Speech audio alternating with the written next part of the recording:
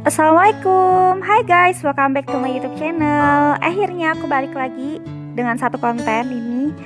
Setelah hiatus lama berbulan-bulan gak up video, aku emang stuck itu, bingung mikirin konten apa, nggak ngerti.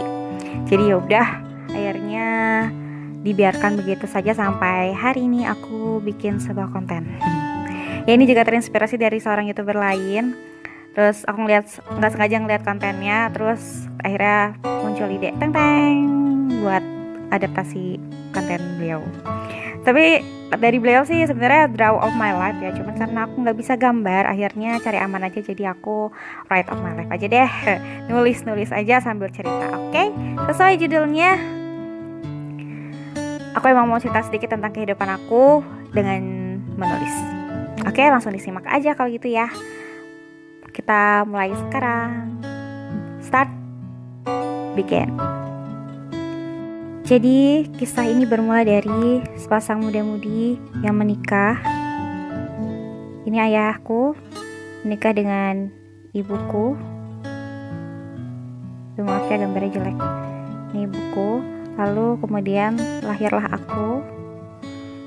aku seorang yang cantik, alhamdulillah, yang sempurna, sehat walafiat, yang ceria, ceriwis, dan cerewet tiada tara. Kata ibu aku kayak gitu. Aku cerewet, ceriwis, tapi kalau nggak ada aku sepi. Ya gitu. Aku lahir pada tanggal 11 November 1996.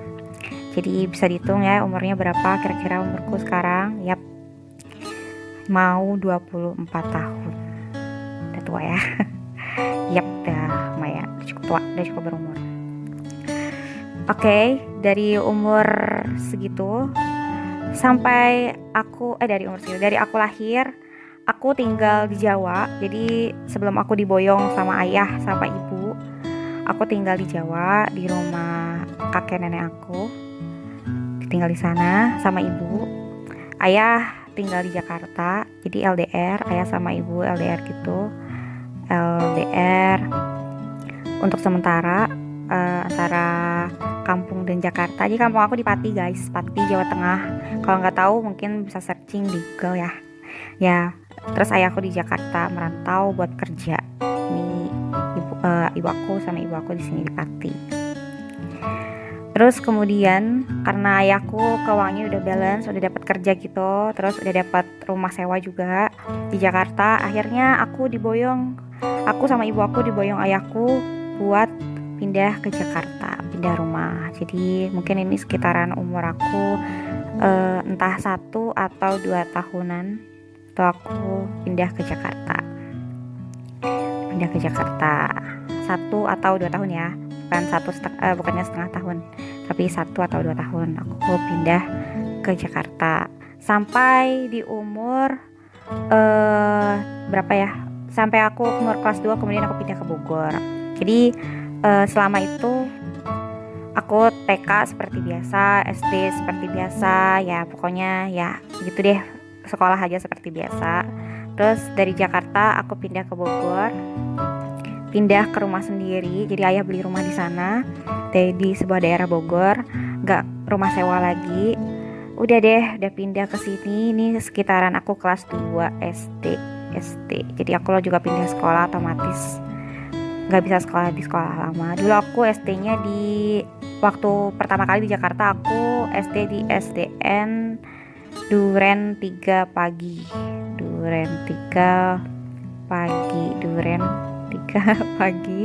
Ini daerahnya di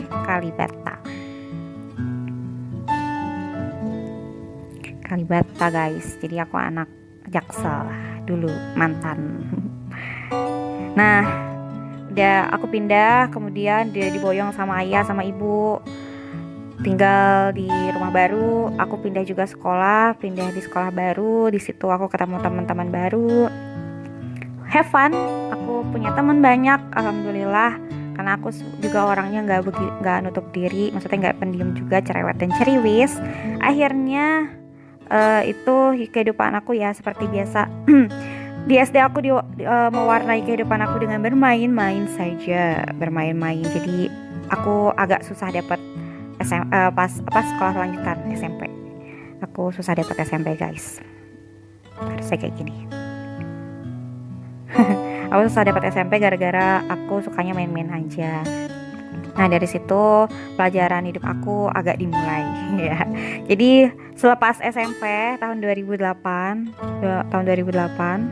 selepas SMP aku lulus SD, aku masuk SMP, aku nggak bisa masuk sekolah favorit karena nilai aku yang cukup, maksudnya nggak jelek juga tapi nggak bagus juga, jadi cuman cukup.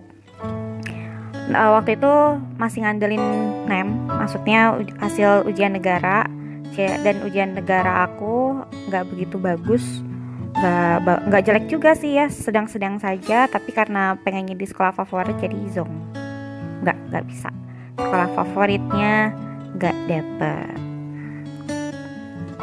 sekolah favoritnya zong.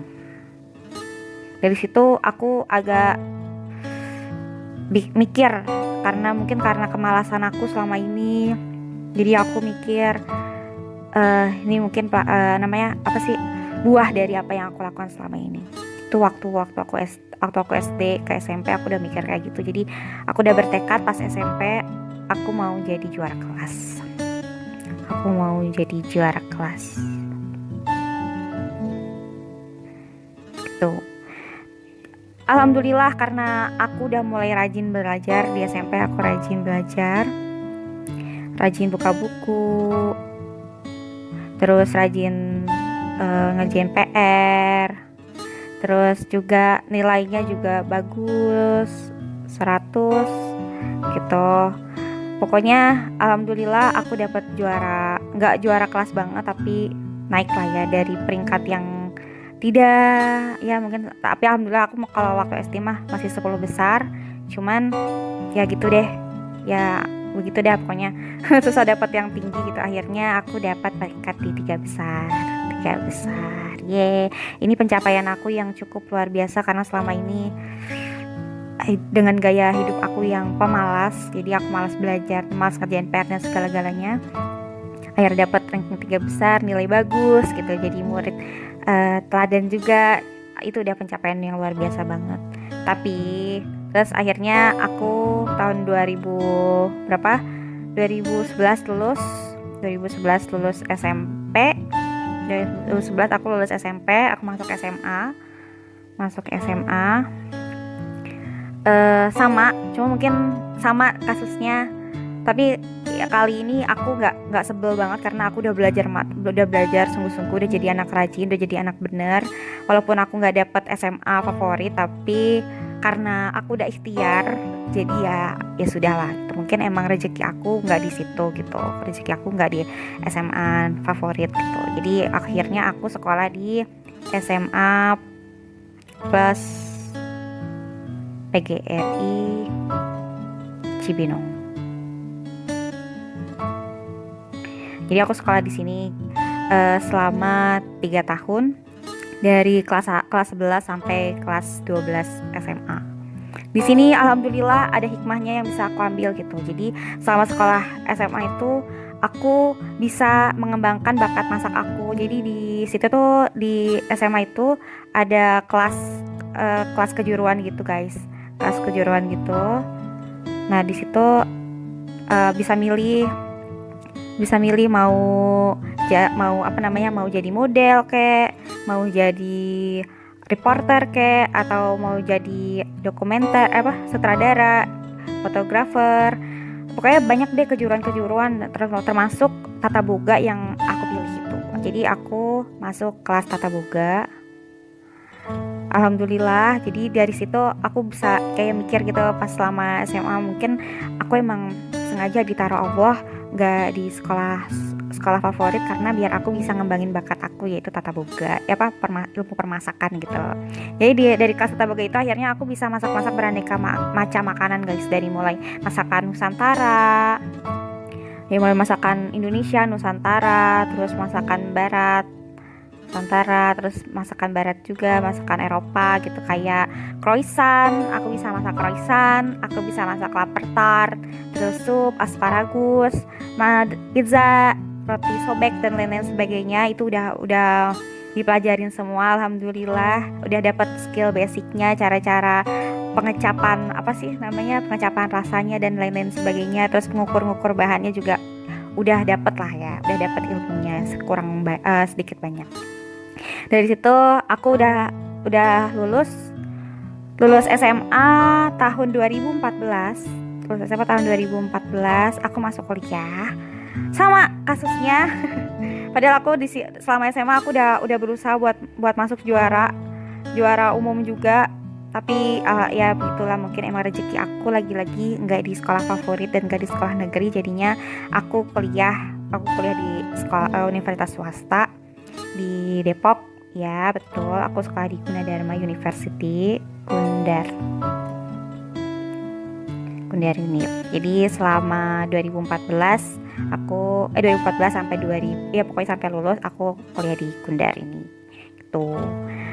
Aku ambil jurusan akuntansi karena aku pengen jadi pengusaha, jadi aku pengen nguasain basic buat menghitung keuangan sendiri, makanya aku berpikiran untuk mengambil akuntansi.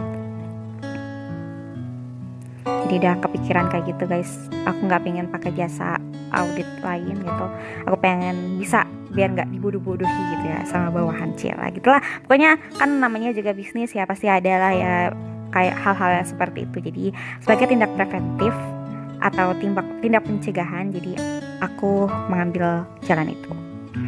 Oke, selama 2014 sampai semester 7 akhir aku mulus-mulus aja. Kehidupan kuliahnya juga baik-baik aja, sama aku juga ambil kegiatan di luar selama kuliah. Banyak kegiatannya. Jadi kadang tuh aku bisa nggak dapat libur dari Senin sampai Senin sampai Sabtu, Senin sampai Minggu itu full aktivitas di luar.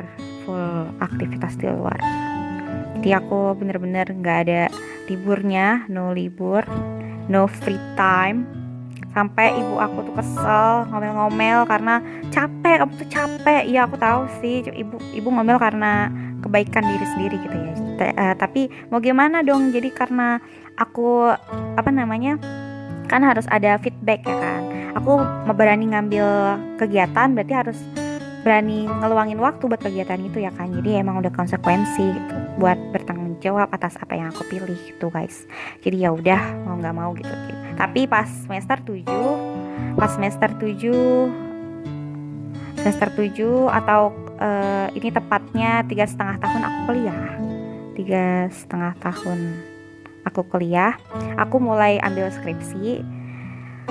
Udah mulai nulis skripsi karena alhamdulillah nilai aku cukup buat ambil skripsi cepat tanpa ngambil skripsi sesuai jadwalnya tanpa ada pertimbangan lagi. Jadi ya udah aku ambil skripsi, aku nulis skripsi, terus aku juga sempat magang juga di KPP sambil nulis skripsi itu. Ya udah cari-cari pengalaman lah, perbanyak pengalaman.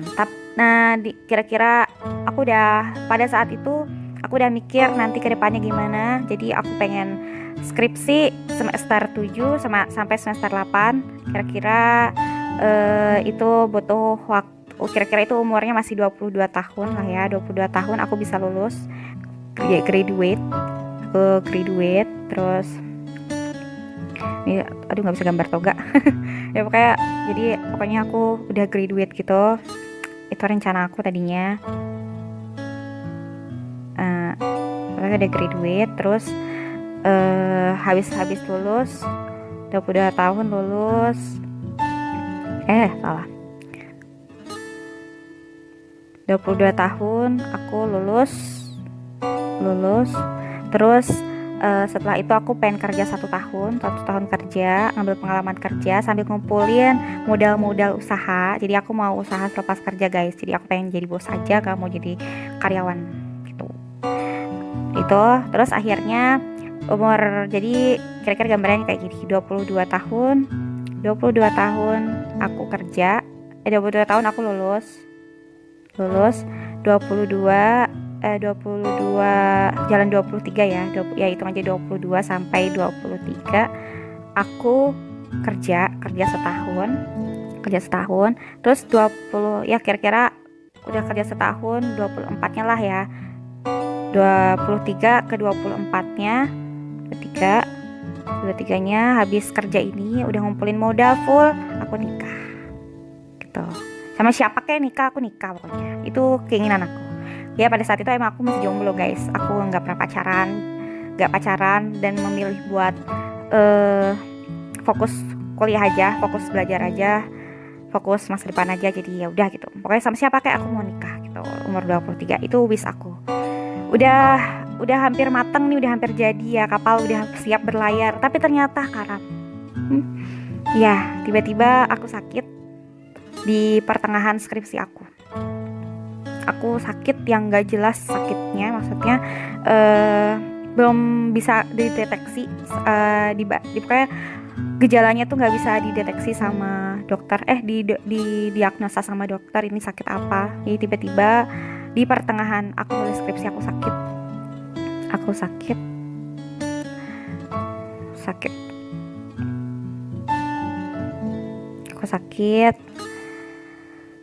itu. Aku tetap nulis skripsi karena masih bilang mampu, cuman aktivitasnya aku dikurangi karena emang sakit-sakitan. Jadi waktu awalnya tuh badan tuh kerasa suhunya tuh tinggi gitu, badan tuh kerasa panas, tapi nanti juga menggigil gitu-gitu. Jadi aneh deh badannya, kerasanya kayak gitu. Terus pinggang aku juga sakit, tapi tetap survive buat nulis skripsi karena niat aku adalah lulus di umur 22 tahun gitu. Jadi 2018 aku harusnya lulus guys, tapi enggak, aku ke pending karena sakit. Dari sakitnya cukup lama sampai aku keluar masuk rumah sakit. Tetap gak jelas banget. Jadi awalnya tuh aku dikiranya sakit paru karena batuk-batuk gitu, sakit paru. Cuman ternyata salah, katanya nggak bersih. Setelah di ronsen katanya bersih, jadi ini salah. Terus diagnosa lagi, katanya aku tulang belakangnya agak bengkok gitu, jadi bisa dibilang aku sakit skoliosis gitu. Itu aku udah cari senam-senamnya biar nggak terasa sakit lagi. Ya udahlah ya kalau memang sakit skoliosis gitu.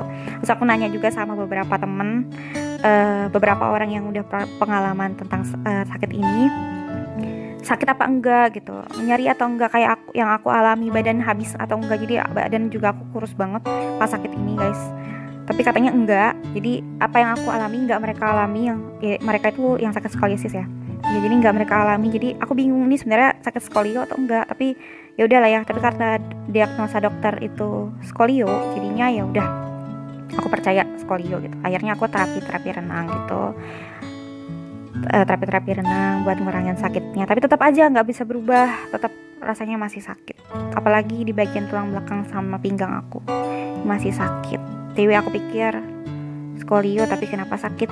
Jadi tapi pas diituin lagi, cek lagi ke dokter saraf. Akhirnya kenapa sakit, nanya, kata dokter saraf mungkin ini ada saraf kejepitnya. Jadi antisipasinya atau diobatinya dengan cara renang dan senam-senam kecil gitu. Jadi biar bisa balik lagi gitu. Jadi udah aku percaya. Akhirnya ya pokoknya aku terapi renang sama terapi gitu deh, pokoknya terapi yang alternatif gitu. Karena aku juga terapi panas gitu, sinar pokoknya yang panas gitu deh di rumah sakit. Itu udah berkali-kali, tapi tetap aja hasilnya nihil.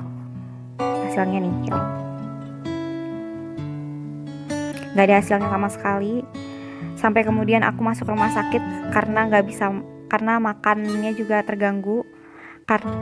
Diagnosa dokter aku kena inflamasi usus. Jadi ini keadaan dimana ususnya terluka, jadi makannya pun jadi susah. Usus terluka karena yang nggak makan gitu guys, karena makan aku susah banget. Terus akhirnya ususnya bingung ngolah apa, jadi akhirnya keluka karena nggak ada yang diolah, tapi tetap tetap ngolah, tetap gerak dia, akhirnya luka jadi inflamasi gitu. Terus aku masuk rumah sakit, jadi aku lebaran di rumah sakit itu pada tahun 2018, masih 2018 pertengah waktu itu pas lebaran. Jadi aku lebaran di rumah sakit, aku nggak ngerasain ketupat dan lontong sayur, tapi aku ngerasain bubur rumah sakit yang gak enak. Hai, bye bye ketupat dan lontong sayur, bye bye, aku nggak ngerasain kalian. Terus akhirnya aku keluar juga 4 hari dirawat, aku keluar juga dari rumah sakit. Terus dari situ aku diperhatiin buat cek darah gitu-gitu, ya udahlah ya. Terus nggak boleh makan pedas juga karena ususnya sakit, ususnya luka, jadi nggak boleh makan pedas no, chili no, chili no, chili no. Ya kayak aku nggak boleh makan pedas gitu, pedas nggak bisa sama sekali, nggak boleh. Udah beberapa lama, aku kira udah sembuh guys, ternyata big no, aku belum sehat lagi, aku malah lebih parah. Jadi tiba-tiba karena pinggang aku tambah sakit, makin lama tambah sakit, pinggang aku sakit kan, makin lama tambah sakit, dirasain nggak udah, jadinya bingung juga mau ngadu ke dokter gimana. Dokternya juga bingung, nggak tahu, nggak bisa diagnosa yang tentang pinggang itu. Cuman aku pikir ya mungkin itu karena skoliosis, tapi nggak udah kesudahannya nggak udah di terapi alternatif juga udah, terus yang lain juga udah, tapi ya udah karena belum sembuh, memang mungkin belum dikasih sembuh sama Allah, jadi ya udah dinikmati gitu pada saat itu. Terus tiba-tiba di suatu pagi aku seperti biasa, hari-harinya masih seperti biasa. Pagi itu masih cerah, masih ada matahari, masih burung-burung juga masih berkicau, pokoknya masih seperti biasa, nggak ada yang berubah, cuman aku yang berubah. Tiba-tiba setelah aku balik dari kamar mandi, aku teriak minta tolong. Aku ngerasain sakit yang amat luar biasa dari sekujur kaki aku, dari pinggang sampai kaki bawah aku teriak abis-abisan, maksudnya sampai suara aku abis derdeng gitu di rumah. Adik aku sampai kaget keluar, kenapa, nanya gitu. Aku nangis, jadinya aku nggak bisa jawab karena pada saat itu emang sakit banget, kayak disengat listrik, mungkin dengan kekuatan tinggi. Kalau mungkin kalian bisa tahu rasanya nggak, ya mungkin juga nggak tahu. Pokoknya pada saat itu emang sakitnya luar biasa, dan di situ kehidupan aku berbalik 180 derajat. Aku tiba-tiba nggak bisa jalan,